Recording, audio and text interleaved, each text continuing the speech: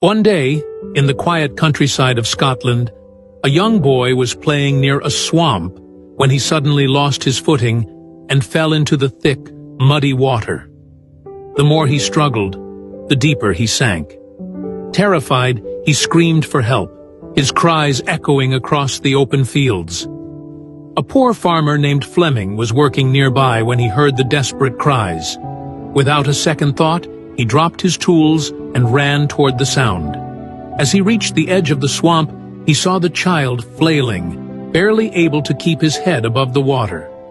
Thinking quickly, Fleming grabbed a long, sturdy branch, waded into the muddy ground, and stretched it toward the boy. With great effort, and at the risk of his own life, he managed to pull the child to safety. Exhausted but relieved, he helped the boy to his feet and sent him home.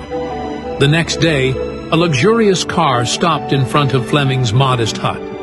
A wealthy man stepped out, approached the farmer and said, "I am the father of the child you saved yesterday.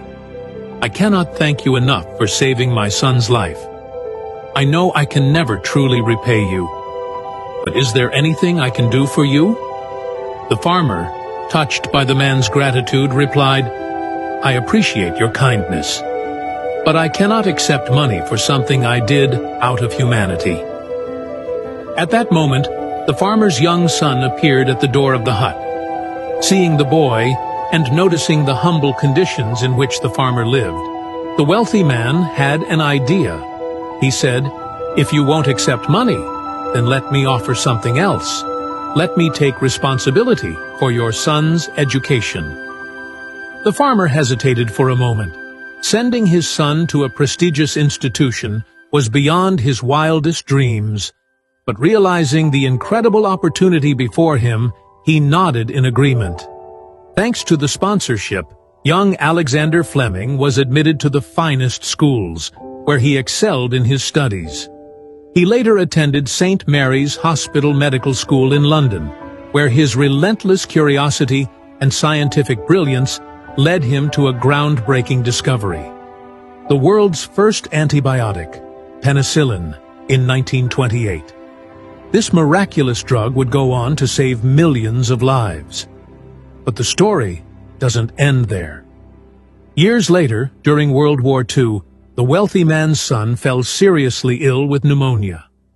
His condition was critical, and his survival seemed uncertain. He was treated with penicillin, the very drug discovered by none other than Sir Alexander Fleming. That wealthy man's son was none other than Winston Churchill, who later became the Prime Minister of Britain twice.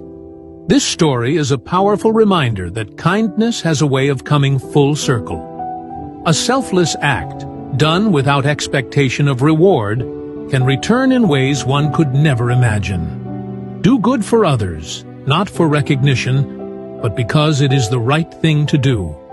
One day that kindness may find its way back to you in the most extraordinary way. If you believe that good deeds always come back in some way, then comment, "Karma is real," and share this story with your friends. Stay blessed.